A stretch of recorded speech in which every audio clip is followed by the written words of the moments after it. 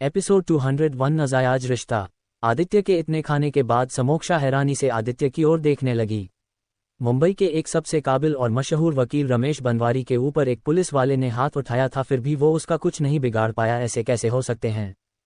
वहीं कई बड़े बड़े न्यूज़ चैनल के रिपोर्टर्स महिला मंडल के साथ पुलिस स्टेशन पर आई हुई थी, लेकिन अभी तक उन्होंने ऐसा कुछ नहीं किया था जिस वजह से उनकी खबरें बाहर तक फैल सकी। वो पहले जानना चाहते थे कि आखिर पुलिस वालों और वुमन प्रेसिडेंट के साथ क्या माजर हुआ था, इसीलिए किसी ने भी उनके खिलाफ आवाज उठाना शुरू नहीं किया था। बीते दिनों में आदित्य ने मुंबई को सुधारने के लिए जो कुछ भी किया था उससे आगे तो ये महिला मंडल पानी कम चाय है। इन्हें बस अपनी पब्लिसिटी करनी होती है, लेकिन इन्हें क्या पता है आखिर पुलिस वालों की ड्यूटी कैसी होती है। तभी पुलिस स्टेशन के बाहर महंगी महंगी गाड़ियां खड़ी होने लगी।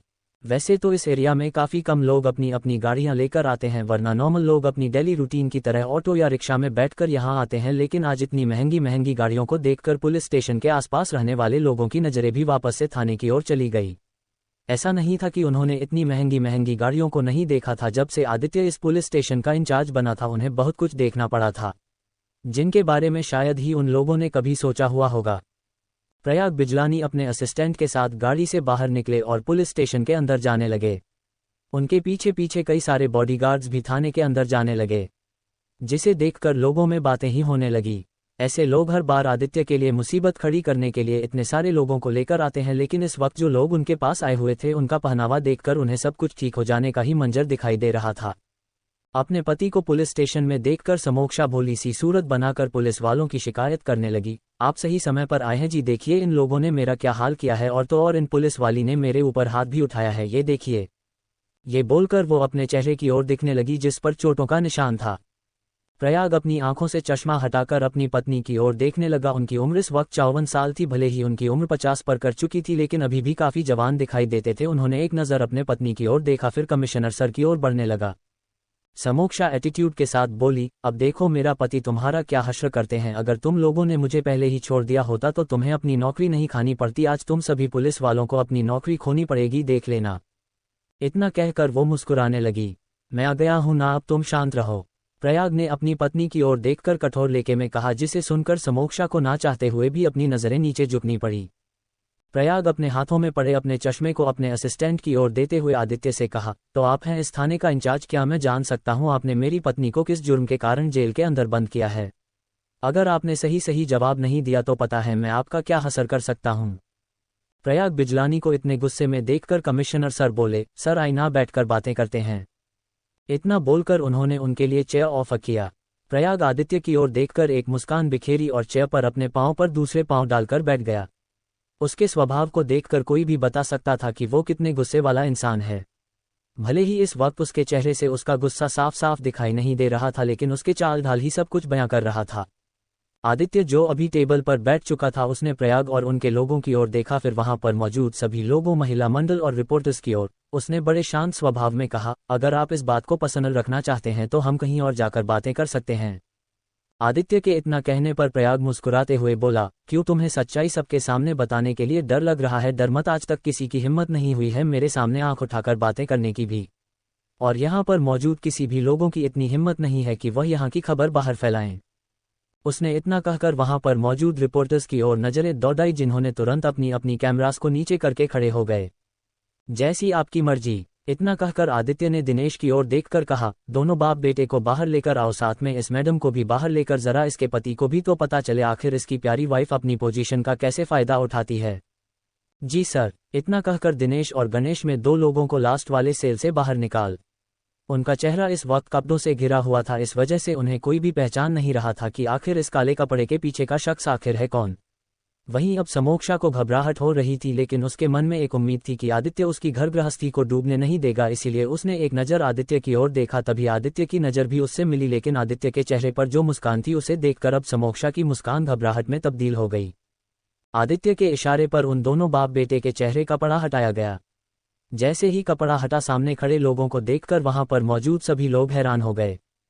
सलमान दुर्रानी। सभी लोगों के मुंह से बस यही नाम निकला, जिसे सुनकर आदित्य बोला, बिल्कुल आप लोगों ने सही पहचाना है, ये है गरीबों का मसीहा सलमान दुर्रानी और उसका बेटा फिरोज दुर्रानी।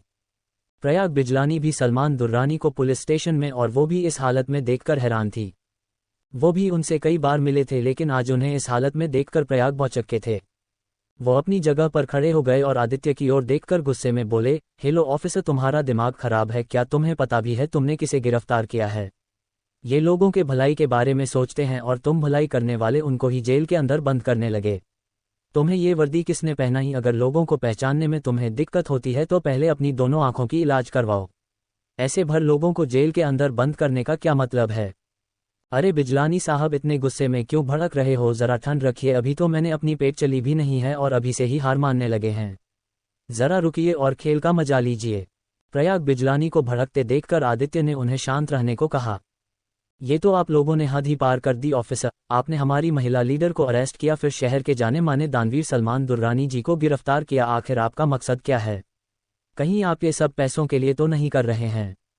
जवाब दीजिए वरना आप लोगों के लिए अच्छा नहीं होगा। सुनिधि गोस्वामी आदित्य के ऊपर उंगली उठाते हुए बोली। आदित्य को पता था कि उसे ये केस जल्द से जल्द सॉल्व करना पड़ेगा, इसलिए उसने बिना वक्त गवाए फिरोज को अपने पास बुलाया और समोक्षा के बगल में खड़ा कर दिया। ये देखकर सभी चौंक गए। वहीं प्रयाग गुस्से से आदित्य की ओर देखने लगा। आदित्य प्रयाग बिजलानी की ओर देखते हुए बोले, तो मिस्टर बिजलानी, आपको पता ही होगा आपकी वाइफ के गार्डन के ठीक बीचों बीच में एक तिल का निशान है।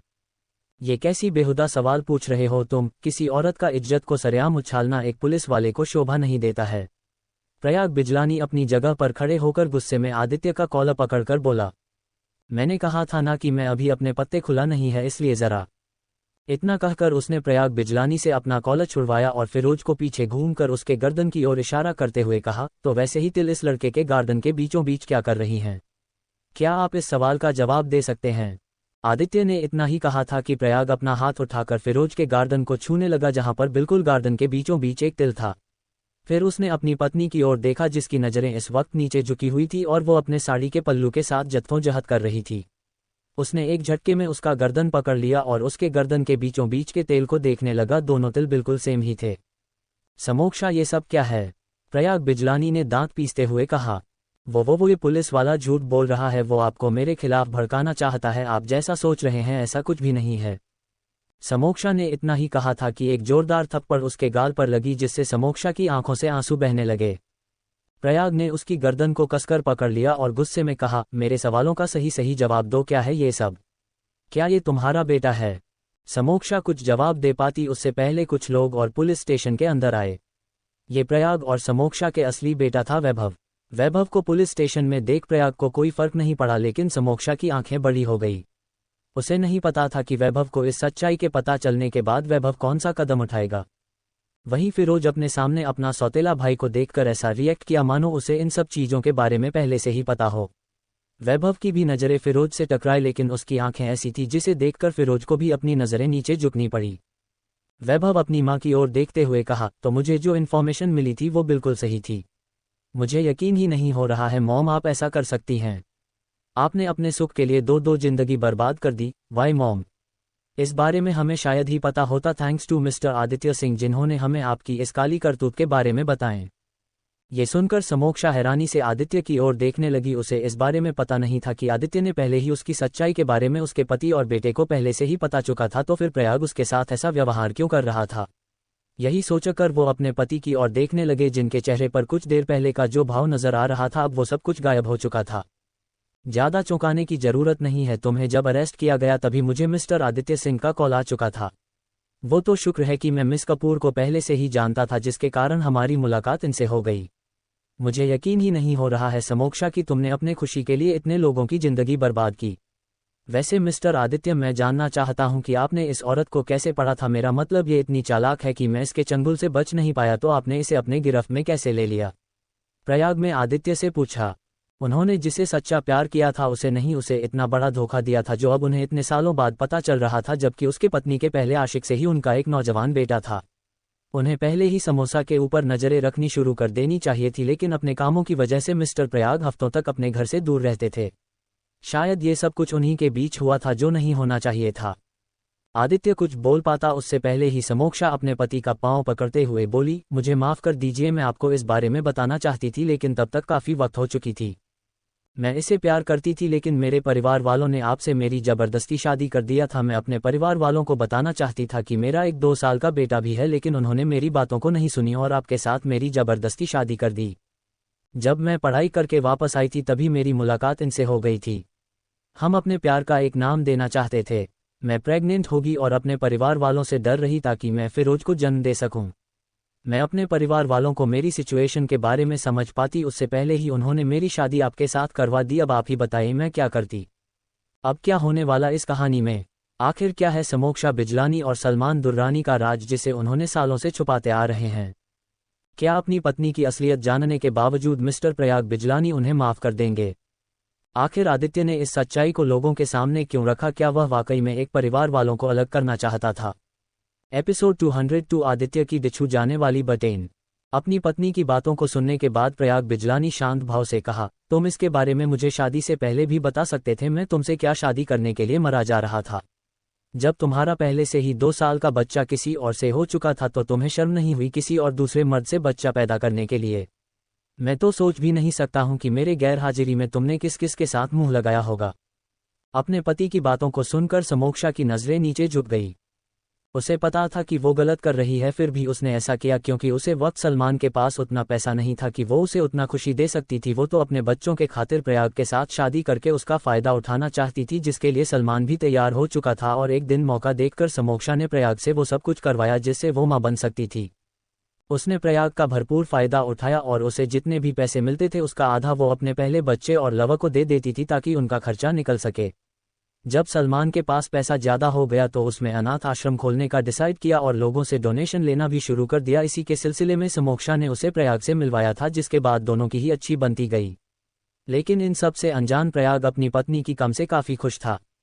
बस अब और नहीं, तुम्हें मेरा जितना फायदा उठाना था तुमने उठा लिया है और ना ही मैं इससे ज्यादा सहन कर सकता हूं। तुमने हमें सिर्फ नहीं धोखा दिया है, तुमने अपने परिवार वालों को, अपने दोस्तों को, यहाँ तक कि अपने बच्चे तक को अंधेरे में रखा है। इतना कहकर मिस्टर प्रयाग ने अपने असिस्टेंट की ओर देखते हुए कहा, मेरे वकील को फोन करो और उसे डाइवोर्स पेपर रेडी करके यहाँ पर आने के लिए कहो। और हाँ, डाइवोर्स पेपर में समोक्षा के लिए 1 करोड़ से ज्यादा की रकम डालने के लिए मत कहना। मैं नहीं चाहता हूँ कि डाइवोर्स के बाद लोग मुझे पत्थर दिल वाला समझे। डाइवोर्स शब्द सुनकर समोक्षा की आंखें नाम पड़ गई और वो हैरानी से प्रयाग की ओर देखने लगी। उसने कभी नहीं सोचा था कि प्रयाग उसे डाइवोर्स भी दे सकते हैं। क्या उनके बीच में जो प्यार और रिश्ता जुड़ा हुआ था इतना ही तक था?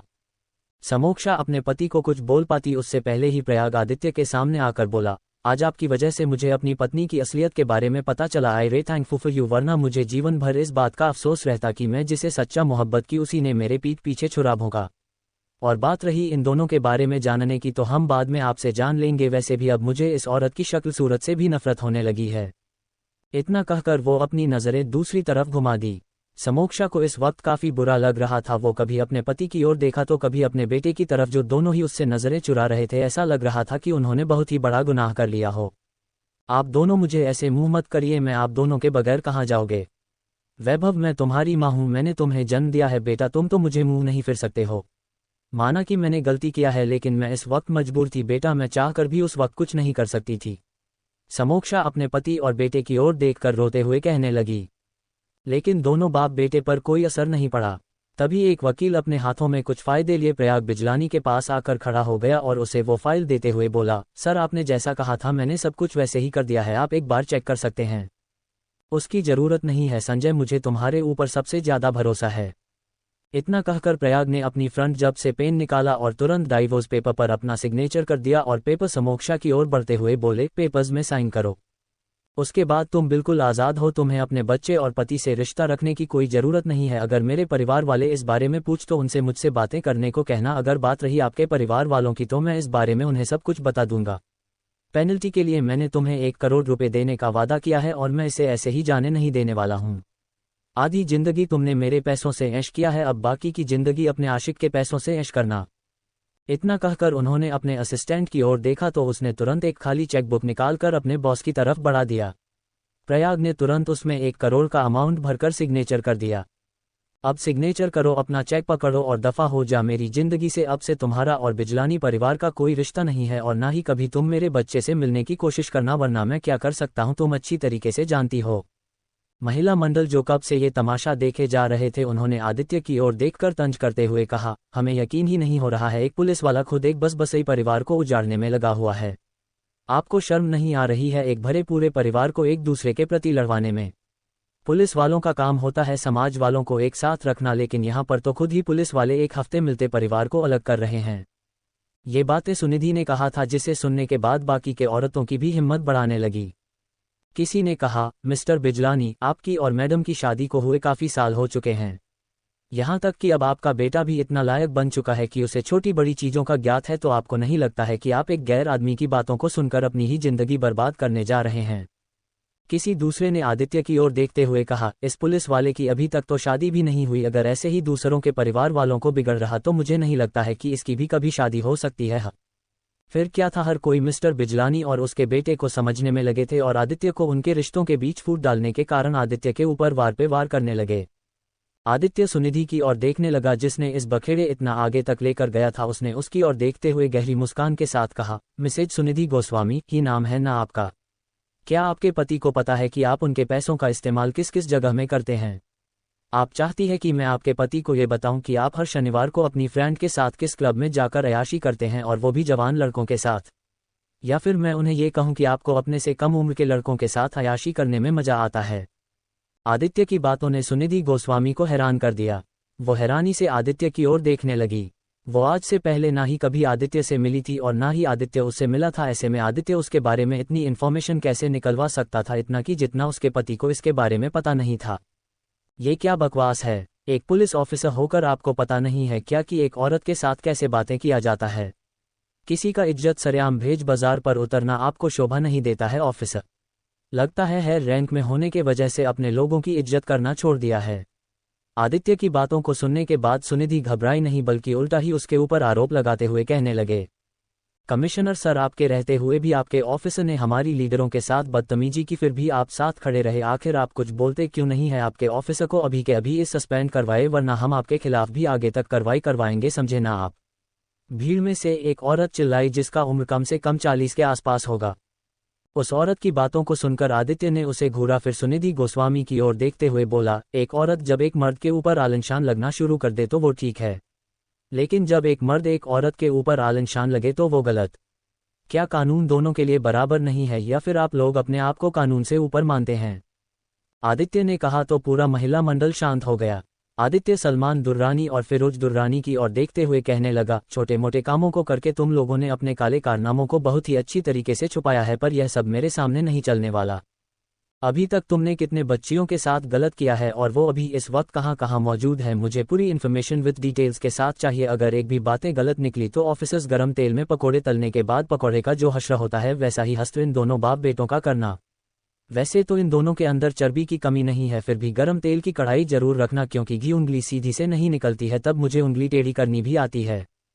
दिनेश अपना स्लिप्स ऊपर उठाते हुए उन दोनों की तरफ बढ़ते हुए बोला, आप बिल्कुल भी फिक्र मत करिए सर, आज तक इन दोनों बाप बेटे की वजह से जितने भी मासूम बच्चियों की जान गई है, उन सब का हिसाब तो इन दोनों को चुकाना ही पड़ेगा। और रही बात उन बच्चों की जो इस वक्त कई सारे मुसीबत से जूझ रहे हैं, उसका हिसाब भी इन दोनों बाप बेटे को ही चुकाना पड़ेगा। इतना कहकर उसने बाकी ऑफिसर्स के साथ उन दोनों को जेल के अंदर बंद कर दिया और उन दोनों से पूछताछ करनी शुरू कर दिया। थोड़ी देर बाद जेल के अंदर से उन दोनों की दर्द से करहाने की आवाज बाहर खड़े लोगों के कानों में सुनाई देने लगी। समोक्षा, जिसने अपने हाथों में पेन पकड़ रखा था, अपने कांपते हुए हाथों से डाइवोर्स के पेपर पर सिग्नेचर कर दिया।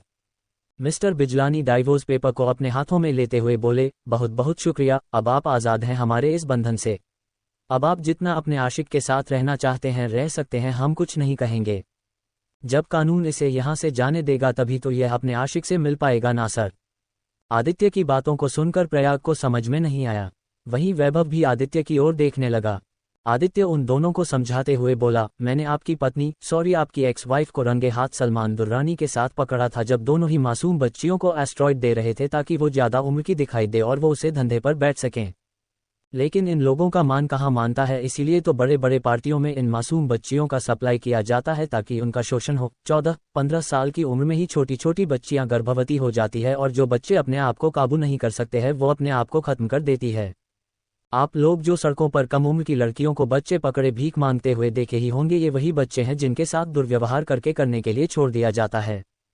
अगर साफ शब्दों में कहा जाए तो ये लोग ऐसा रैकेट चलाते हैं जिनमें मासूम बच्चियों को फंसाकर या फिर उनके परिवार वालों से उन्हें अलग करके उनका नाम भेष बदलकर उनके साथ बुरा व्यवहार किया जाता है ताकि वो इतने मजबूर हो सके और हवस के पुजारियों को खुश कर सकें। मैंने पिछली बार कुछ बच्चियों को बचाया था जो कि उम्र में 18 से 25 के बीच की थी, लेकिन इस बार तो 10 से 15 के बीच की बच्चियों हैं, तो आप लोग समझ ही सकते हैं कि उनके साथ भी कैसा सलूक किया जाता होगा।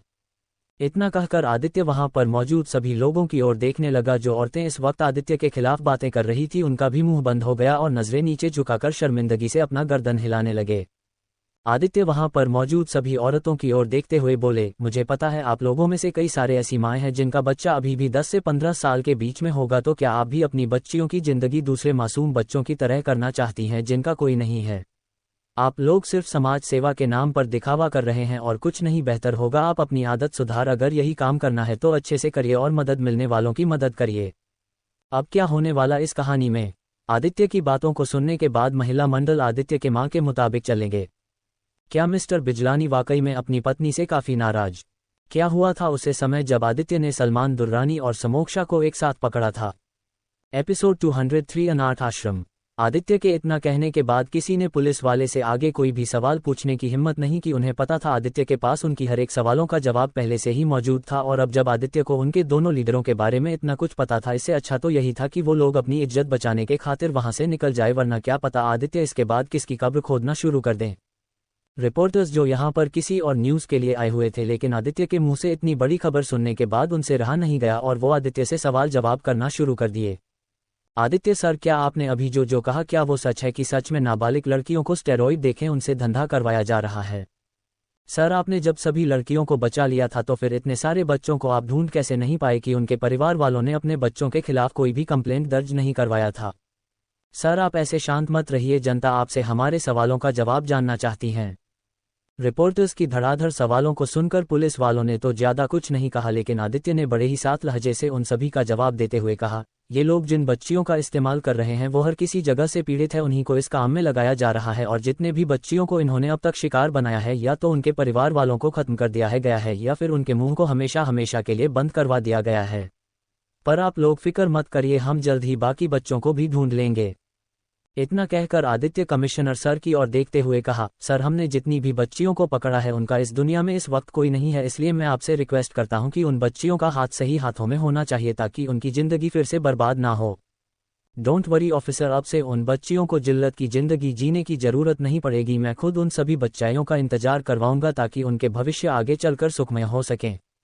कमिश्नर सर ने आदित्य के कंधे पर हाथ रख फिर मिस्टर बिजलानी के साथ वहां से निकल गए। आदित्य भी सलमान दुर्रानी और उसके बेटे से पूछताछ करने के लिए सेल के अंदर चला गया।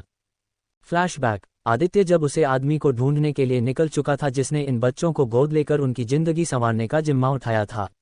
आदित्य की गाड़ी जैसे ही उस अनाथ आश्रम के सामने रुकी, पुलिस वालों को देखकर वहां के आदमी घबराने लगे, लेकिन वो अपनी घबराहट को छुआ पाते उससे पहले ही आदित्य ने उसे जगह को एग्जामिन कर लिया था। दिनेश गेटकीपर के पास जाकर बोला, क्या यही बच्चों का अनाथ आश्रम है जिसको सलमान दुर्रानी नाम का आदमी चलता है? वो गेटकीपर पहले तो घबराए, क्योंकि आज से पहले जितने भी लोग उस अनाथ आश्रम से आए थे उन्होंने बड़े ही इज्जत से इस अनाथ आश्रम के मालिक के बारे में पूछा था, लेकिन दिनेश का चेहरा इस वक्त जिस तरह से दिखाई दे रहा था उसे देखकर एक पल के लिए गेटकीपर को पूरा होने का एहसास हुआ। उसने दिनेश से कहा, जी सब यही है, आपको किसी से मिलना है? दिनेश ने गेटकीपर का कोई जवाब नहीं दिया और आदित्य के पास आकर बोला, सर, यही है वो अनाथ आश्रम। आदित्य ने अपना सर हमें हिलाया और पीछे खड़े एक आदमी की ओर देखा जिसके चेहरे पर जोरदार थप्पड़ की निशान देखे जा सकती थी। ये कोई और नहीं था बल्कि वही इंस्पेक्टर था जो छाबरा जूनियर स्कूल में उनके साथ आया था। दरअसल आदित्य ने स्कूल से निकलते वक्त उस इंस्पेक्टर को दुर्रानी को कॉल लगाते हुए देख लिया था। आदित्य ऐसा कुछ हो सकता है, इसलिए जैसे ही उस इंस्पेक्टर ने सलमान दुर्रानी को कॉल लगाया आदित्य उसके सामने आकर खड़ा हो गया और खींचकर उसके चेहरे पर थप्पड़ जड़ दिया। आदित्य उसकी तरफ देखकर बोला, तुम्हारा हिसाब किताब तो मैं बाद में करूंगा, सबसे पहले अपने मालिक के कारनामे को तो देख लो। इतना कहकर आदित्य ने उसे खींचकर गेटकीपर के पास लाकर खड़ा कर दिया। गेटकीपर ने जैसे ही सामने खड़े शख्स को पहचान उसकी आंखें घबराहट से बड़ी हो गई। फिर उसकी नजर आदित्य के ऊपर पड़ी जो किसी बिना भाव के उसी की तरफ देख रहा था। अब ऐसे ही घूरते रहोगे या फिर हमें अंदर जाने दोगे? इतना कहकर आदित्य ने उस गेटकीपर को उस इंस्पेक्टर की ओर इशारा करते हुए कहा, यही है ना जो तुम्हारे मालिक से हर बार मिलने आता है, पर किसी कारणवश इसका तबीयत खराब है, इसलिए मुझे यहाँ पर आकर तुम्हारे मालिक से मिलने का मौका मिला है, तो क्या तुम हमें अपने मालिक से नहीं मिल पाओगे जो इतना पुण्य धर्म करता है? आदित्य की बातों को सुनने के बाद गेटकीपर के पास और दूसरा कोई रास्ता नहीं था, इसलिए उसने उन सभी को अपने पीछे पीछे अनाथ आश्रम के अंदर ले जाने लगा। आदित्य ने जैसे ही अनाथ आश्रम के अंदर कदम रखा उसे बहुत ही अजीब महसूस होने लगा। उसने चारों तरफ नजरें दौड़ाई। अगर कोई आम पुलिस ऑफिसर होता तो इस जगह को देखने के बावजूद कुछ भी समझ नहीं पाता, लेकिन आदित्य ने अपने एक नज़र से ही उसे पूरी जगह को भांप लिया था। वो घर किसी बंगलों से काम नहीं था। घर के चारों तरफ कई सारे लोग मौजूद थे जो कुछ छोटी बच्चियों के साथ खेल रहे थे। ऐसा लग रहा था मानो वो उन्हें बच्चियों से मिलने के लिए यहाँ पर आए हुए हो। लेकिन जैसे ही उन लोगों ने पुलिस वालों को आश्रम के अंदर आते हुए देखा, उनकी नज़र भी आदित्य की तरफ ठहर गई। आदित्य उन लोगों के ऊपर ज्यादा ध्यान नहीं दिया और आश्रम के भीतर चला गया। जैसे ही आदित्य आश्रम के भीतर पहुंचा, एक लंबी दाढ़ी वाला आदमी गेटकीपर के पास आकर बोला, साहब अभी बिजी हैं, बोलो इन्हें बाद में आकर मिले। इतना कहकर उसने आदित्य को घूर कर देखा और एक कमरे के अंदर चला गया। कुशल दिनेश की ओर देखकर बोला, अजीब बात है ना, धर्म कर्म करने वाले के पास भी इतना वक्त नहीं है कि वो इस शहर के एसपी से भी मिल सकें। दिनेश बोला, भाई ऐसे लोग तो ऐसे ही करते हैं, अपने आप को महान दिखाने के लिए हमेशा ही बिजी बताते हैं, लेकिन कम इन लोगों का कुछ और ही होते हैं। तभी आदित्य के पास एक फुटबॉल लुढ़कते हुए उसके पैरों के पास आकर रुक गया। आदित्य ने जैसे ही उसे और देखा तो एक छोटी सी बच्ची जो करीब 6 साल की होगी अपनी फुटबॉल को लेने के लिए दौड़कर आदित्य के पास चली आई। वो अपनी बोल ले पाती उससे पहले ही एक आदमी उस बच्ची को वहां से ले जाते हुए कहा, मैंने कितनी बार कहा है घर के अंदर कोई नहीं खेलेगा, फिर भी तुम्हें बता समझ में नहीं आती है क्या। इतना कहकर उस आदमी ने बच्चों के ऊपर हाथ उठा दिया। वो उस बच्ची को थप्पड़ मार पता उससे पहले ही आदित्य ने उसे लात मारकर दूर फेंक दिया। ये देखकर वो बच्ची घबरा गई और भागकर सोफे के पीछे छुप गई। बच्ची को घबराए देखकर दिनेश उसके पास गया और उसे संभालने लगा। दिनेश का चेहरा देखकर उस बच्ची ने तुरंत उसे गले लगा लिया। आदित्य उस आदमी का कॉलर पकड़कर उठाकर पटक दिया और दोबारा उसका गले को पकड़कर कहा, इतनी छोटी बच्ची के ऊपर तुमने हाथ उठाने की हिम्मत की, तुम्हारे अंदर दया नाम की कोई चीज नहीं है। अगर तुम्हारे थप्पड़ से उस बच्चों को कुछ हो जाता तो कौन जिम्मेदार होता है इसका। ये सुनकर वो आदमी अपना गला छुड़ाने की कोशिश करते हुए बोला, वो एक अनाथ बच्ची है, अगर मर भी जाए तो किसे फर्क पड़ता है। अब तो आदित्य का गुस्सा और भी ज्यादा फूट पड़ा। उसने उस आदमी को एक जोरदार थप्पड़ जड़ा और गुस्से में कहा, वो अनाथ है तो क्या हुआ, क्या उसे जीने का हक नहीं है, तुम होते कौन हो उसके साथ ऐसी बदतमीजी करने वाले। इतना कहकर आदित्य ने 2-4 थप्पड़ उस आदमी के चेहरे पर दोबारा जड़ दिया। बाहर आवाज होता देखकर एक आदमी अपने मुंह पर मास्क पहने बाहर निकाला और बिना आदित्य की ओर देखे कहा, मैंने कहा था ना, काम करने वक्त मुझे डिस्टर्ब बिल्कुल ही पसंद नहीं है। उस आदमी ने इतना ही कहा था कि आदित्य की नज़र उसके हाथों में पड़े इंजेक्शन पर पड़ी। वो आदमी भी आदित्य को देखकर चौंक गया। आदित्य को जानने में देर नहीं लगी कि ये कोई डॉक्टर नहीं है। आदित्य उस आदमी को छोड़ सामने खड़े आदमी की तरफ बढ़ते हुए बोला, तुम कौन हो, क्या तुम एक डॉक्टर हो, अगर डॉक्टर हो तो तुम्हारे मुंह पर यह निशान कैसे आया, क्या ऑपरेशन करते वक्त तुमने अपने ही सिर का ऑपरेशन कर लिया था। वो आदमी जो कि फिरोज था अपने सामने पुलिस ऑफिसर को देखकर घबराए नहीं और आदित्य से कहा, तुमसे मतलब मैं डॉक्टर हूं या नहीं तो मैं उसे क्या जाना है, चुपचाप यहां से निकले और मुझे अपने काम में डिस्टर्ब बिल्कुल भी पसंद नहीं है। उसने इतना कहकर अपने आदमियों को इशारा कर दिया। जैसे ही उसके आदमी आदित्य की तरफ बढ़े, आदित्य ने अपनी रिवॉल्वर निकाली और उन सभी की ओर इशारा करते हुए कहा, अगर किसी ने भी एक कदम बढ़ाया तो उसकी लाश यही गिरेगी। इतना कहकर उसने सामने वाले शख्स के ऊपर एक जोरदार थप्पड़ चढ़ा और सामने के कमरे का दरवाजा को लात मारकर तोड़ दिया। जैसे ही आदित्य ने सामने का नजारा देखा, उसकी आंखें खुली की खुली रहेगी। कई सारी छोटी बच्चियों को बिना कपड़ों के जमीन में लेटाया गया था और उनके पास के सारे लड़के मौजूद थे जो अपने हाथों में इंजेक्शन लिए उन बच्चियों की खून को बाहर निकल रहे थे। और ऐसी कहानी सिर्फ आरके पॉकेट एफएम पर मिलेगी। दूसरी तरफ कुछ लोग छोटी बच्चियों के ऊपर एक्सपेरिमेंट कर रहे थे। अचानक जोरदार दरवाजा खुलने की वजह से सभी की नजरें उसे और चली गई। जैसे ही उन्होंने पुलिस वालों को दिखा, उन्हें कोई फर्क नहीं पड़ा। आदित्य को समझ में आ गया कि ये लोग पुलिस वालों को देखकर ऐसा रिएक्ट क्यों कर रहे थे। उसने इंस्पेक्टर का कॉलर पकड़ा और उसे उनके बीच उठाकर फेंक दिया। जैसे ही उन लोगों ने अपने आदमी को वहां देखा, सब खड़े होकर आदित्य की ओर देखने लगे हैं। सलमान दुर्रानी एक औरत के साथ अपने हाथों में इंजेक्शन लिए एक बच्ची के चारों तरफ खड़ा था। उसने जैसे ही हलचल सुनी, पर्दा हटाकर सामने की ओर देखा। अपने आदमी को नीचे लेट देखा, हर सामने एक पुलिस वाले को खड़ा देखा। उसने कहा, कौन हो तुम और यहाँ क्या कर रहे हो। सलमान के इस सवाल पर आदित्य ने कोई जवाब नहीं दिया, बस अपनी दूसरी रिवॉल्वर पर निकली और बेतहाशा उन लोगों के ऊपर गोलियां चलाने लगा। दिनेश भी बाकी लोगों के साथ उन आदमियों के ऊपर गोली चलाना शुरू कर दिया। देखते ही देखते वहां पर लाशों की ढेर मच गई। आदित्य ने सलमान दुर्रानी और उस औरत को गिरफ्तार कर लिया। आदित्य की नज़र उन बच्चियों के ऊपर पड़ी जिनकी हालत इस वक्त काफ़ी गंभीर थी। उसने तुरंत सिटी हॉस्पिटल के डॉक्टर रुस्तम को कॉल करके डॉक्टर्स की टीम को तैयार रहने के लिए कहा और उस जगह की एड्रेस बताकर आदित्य ने उन्हें एम्बुलेंस भी भेजने को कहा। आदित्य की नज़रें एक तक उन बच्चियों के ऊपर थी। कई बच्चों की जिंदगी चली गई थी और कुछ बच्चे अभी भी मौत से जूझ रहे थे। अगर उन्हें जल्द से जल्द ट्रीटमेंट नहीं दिया गया तो शायद ही वो बच्चे आगे सही सलामत टिक पाएंगे। अगर जिंदा भी बच जाते हैं तो कई सारी बीमारी से पीड़ित होकर उनकी जिंदगी और भी बदतर हो जाएगी और उनकी जान चली जाएगी। आदित्य ने अपने ऑफिसर्स को इशारा किया और सभी उन बच्चियों को कपड़ों में लपेटकर बाहर